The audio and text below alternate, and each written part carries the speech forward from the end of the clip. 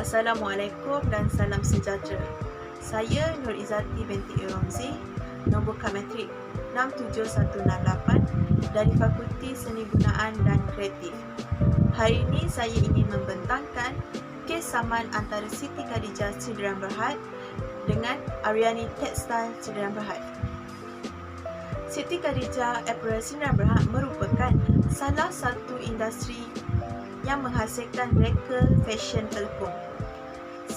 Siti Khadijah Apparel Sidrahan Berhad mula beroperasi pada tahun 2009 dan didaftarkan di bawah reka bentuk industri Perbadanan Hak Intelek Malaysia. Pengasasnya Hajah Fadilah Endah Sulaiman berusia 57 tahun, berasal dari Sungai Perak. Siti Khadijah terinspirasi daripada isteri baginda Nabi Muhammad SAW, iaitu Sayyidatina Siti Khadijah. Pada 28 September 2017, kes saman antara Siti Khadijah Apparel Sidrahan Berhad dengan Aryani Textile Manufacturing Sidrahan Berhad mula dibicarakan di Mahkamah Tinggi Kuala Lumpur untuk kali pertama. Siti Khadijah sebagai plaintiff diwakili Peguam Ahmad Hafiz Zubir, manakala Aryani Textile merupakan defender diwakili Peguam Habizan Habib Rahman, Fong Cheng Liang dan Tevinin Nayagam. Menurut Murni Wan Omar dalam tulisannya pada Akhbar Harian Metro, Hakim Wong Kiang Kiang menyatakan bahawa telekong Siti Khadijah klasik memenuhi semua keperluan di bawah Seksyen 7 Akta Hak Cipta. Wang Kan Kiang menyatakan Aryani Textile telah melanggar hak intelek, iaitu hak cipta telekong Siti Khadijah. Pada 22 Disember 2017, Wang Kan Kiang mengeluarkan keputusan bahawa kes tersebut telah menyebelahi pihak plaintiff, iaitu Siti Khadijah Apparel Sidrahan Berhad. Dan pada 14 Mac 2018, kadar ganti rugi dan kos telah ditentukan terhadap pihak defendant.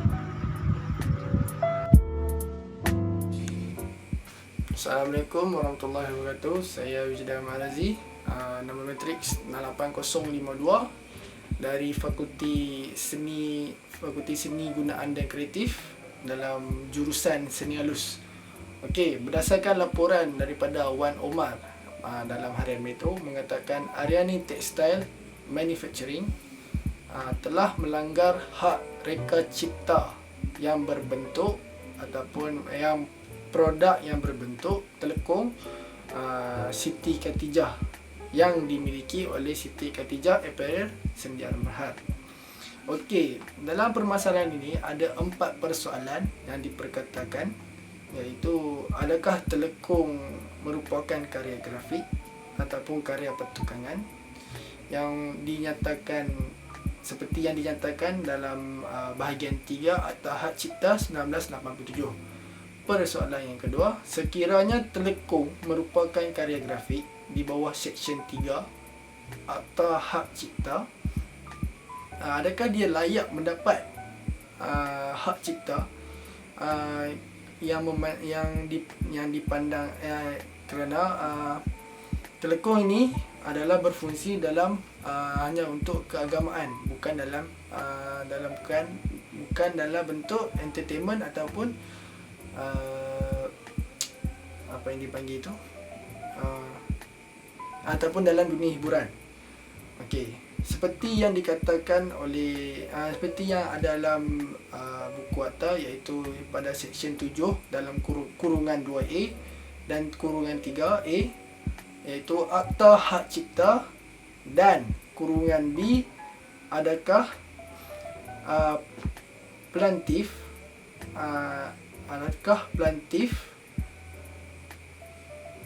dapat melindung hak reka cipta tersebut.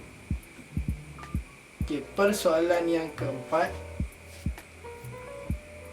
sekiranya plaintiff ataupun yang ingin menyaman memang memiliki hak cipta, hak reka cipta, adakah okey, begini, adakah pihak yang ingin menyaman ni memiliki hak cipta itu kerana produk tersebut, adakah dia dikira sebagai adakah dia dikira sebagai adakah dia termasuk dalam dunia hiburan ataupun entertainment? Okey, jawapan-jawapan bagi persoalan berikut adalah mahkamah mendapati bahawa gambar dua dimensi yang mengenai reka cipta telekung pihak pelantif merupakan adalah di bawah akta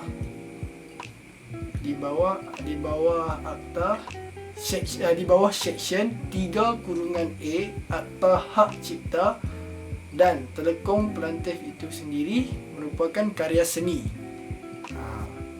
So di bawah seksyen 3, saya ulang balik.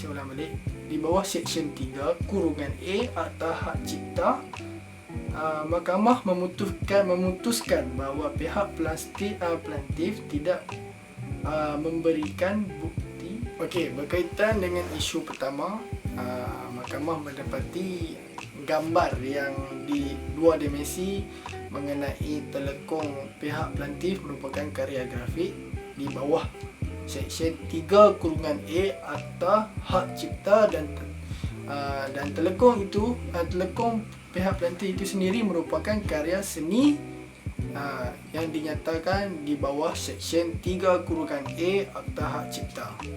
Okey, seterusnya untuk isu yang kedua, mahkamah mendapati bahawa seksyen 7/2A Akta Hak Cipta memperuntukkan bahawa pelindungan hak cipta tidak boleh merangkumi idea, prosedur, kaedah operasi atau konsep matematik seperti mengingatkan seperti itu. Okey, apa yang diperkatakan di sini adalah mengikut seksyen 7/2A ni, Akta Hak Cipta, dia sesiapa yang meniru dari segi idea, konsep ataupun bentuk adalah dikira melanggar hak cipta itu, Akta Hak Cipta. Walaupun begitu, walaupun dia hanya sebagai tudung, tetapi telekung ini juga dikira sebagai hasil karya. Kerana itulah dia terlindung di bawah Akta Hak Cipta seksyen 7/2A. Okey, berkaitan dengan isu yang ketiga,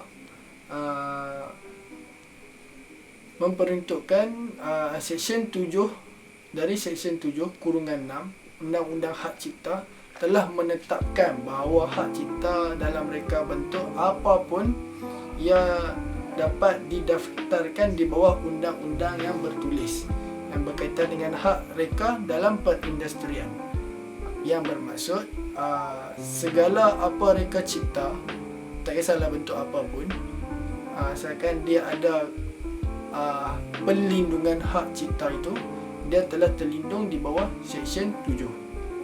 So berkaitan dengan isu yang nombor 4, iaitu mahkamah berpendapat bahawa pihak defendant telah melanggar hak cipta pihak pelantif atas dasar bahawa defendant telah memperbanyakkan dan menyebarkan telekung pelantif, merupakan tindakan ataupun yang dikendalikan oleh pihak defendant telah mengeluarkan produk beliau sebanyak 50 dan ke atas. So apabila pihak defendant dikatakan bersalah kerana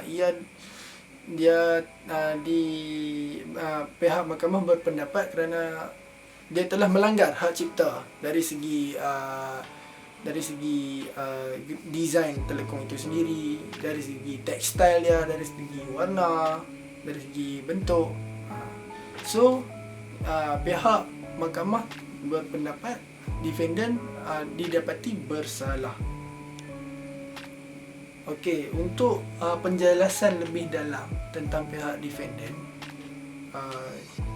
pihak defendant didapati bersalah kerana melanggar hak cipta oleh kerana terdapat beberapa ciri yang sama dengan pihak plaintiff dari segi kalau kita dapat tengok di sini apa yang telah kami kaji, apa telah kami analisis, mendapati sebahagian besar produk telekong itu produk telekong yang dikeluarkan oleh pihak defendant adalah sama. Sebahagian besarnya adalah sama dari segi design dan juga bentuk di bahagian muka, iaitu di bahagian dagu adalah sama. So di situ telah dijatuhkanlah bersalah terhadap pihak defendant kerana melanggar hak cipta, iaitu hak cipta Seksyen 7 kurangan 2A, iaitu Akta Hak Cipta. Salam sejahtera, nama saya Evina Joseph, nombor metrik 65869 dari Fakulti Seni Gunaan dan Kreatif, kursus Seni Halus. Hari ini saya ingin membentangkan mengenai keputusan Mahkamah. Mahkamah Tinggi Kuala Lumpur telah memutuskan bahawa Aryani Textile and Manufacturing Sendirian Berhad melanggar hak cipta reka bentuk telekong Siti Khadijah Klasik milik Khadijah April Sendirian Berhad. Keputusannya telah menyebelahi pihak plaintiff. Pihak plaintiff memerintahkan pihak defendant iaitu Aryani bagi membayar kos sebanyak RM5,000 terhadap pihak plaintiff. Keseluruhannya daripada kes ini, Siti Khadijah berjaya memenangi kes ini dengan kadar ganti rugi daripada pihak defendant.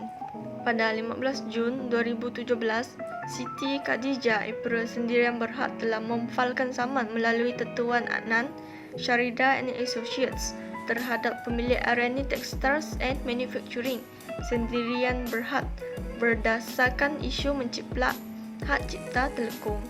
Plaintiff mendakwa usaha menghasilkan reka bentuk telekong tersebut mengambil masa 6 bulan dengan menggunakan pelbagai kaedah percubaan dari segi ukuran, saiz, corak dan cara jahitan.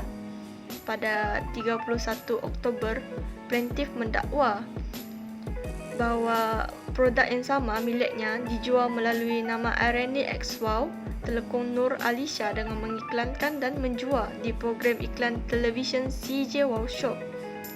Plaintiff mendakwa tindakan defendant yang menjual, mengiklan dan mengedarkan telekong itu melanggar hak cipta mereka kerana meniru dan menciplak reka bentuk tudung mereka. Oleh itu, plaintiff memohon perintah deklarasi defendant melanggar hak cipta milik plaintiff terhadap reka bentuk telekong Siti Khadijah Klasik mengikut Seksyen 36 Akta Hak Cipta 1987. Namun demikian, defendant menafikan bahawa telekong mereka tidak menyamai reka bentuk plaintiff dan mendakwa bukan telekong plaintiff sahaja satu-satunya mempunyai reka bentuk seperti itu.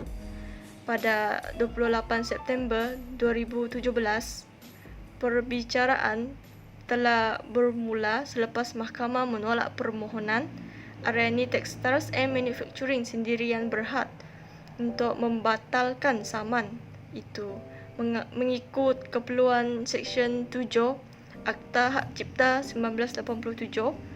Hakim Wong Kian Keong memutuskan bahawa telekong Siti Khadijah telah memenuhi keperluan seksyen tersebut.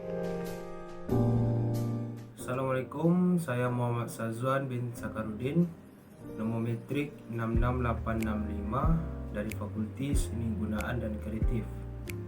Sekarang kami akan jelaskan pendapat ataupun pandangan kami terhadap keputusan mahkamah antara Siti Khadijah April Sendirian Berhad selaku plaintiff dan juga Aryani Textile and Manufacturing Sendirian Berhad selaku defendant.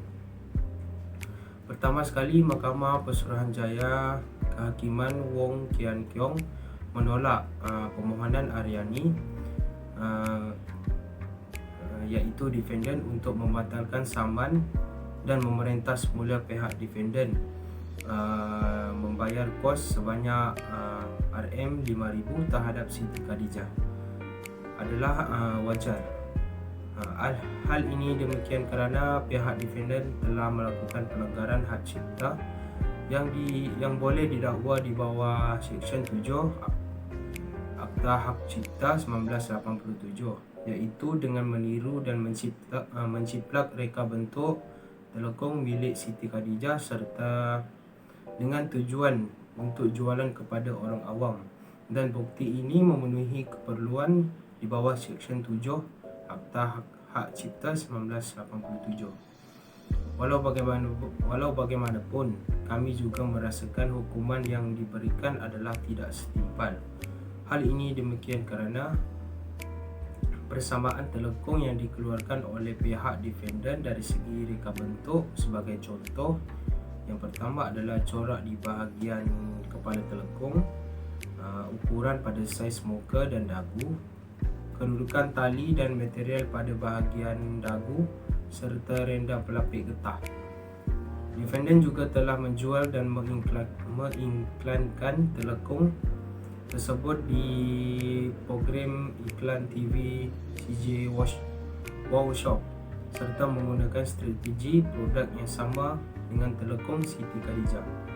Plaintiff juga mendakwa usaha mereka membabitkan proses percubaan bagi mendapatkan ukuran saiz, corak dan cara jahitan dan lipatan serta dilakukan dengan menggunakan kos, pemikiran dan penyelidikan. Plaintiff juga mengeluarkan kos periklanan yang tinggi di majalah, akhbar, televisyen, radio dan papan iklan bagi memuaskan pasaran reka bentuk telekong secara konsisten. Untuk secara keseluruhan, pendapat kami jelas mengatakan keputusan yang telah ditetapkan oleh mahkamah adalah wajar dan relevan bagi kedua-dua belah pihak mengikut bukti-bukti yang telah dinyatakan. Sekian, terima kasih.